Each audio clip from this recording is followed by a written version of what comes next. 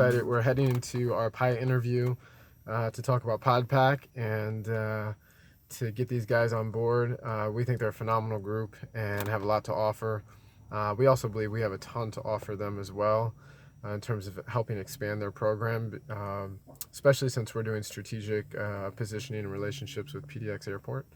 So we think it's going to be a great meeting. Super excited about it. Getting into this program has great potential to getting a good check of some sort, probably 15, 20,000, 25,000, somewhere around there, which would be a great boost in terms of entering into what our longer term plan was, which is to go ahead and go to Portugal for Techstars. So, I think it's going really well, and we're excited about the meeting. We'll give a recap later on how it went. So, yeah.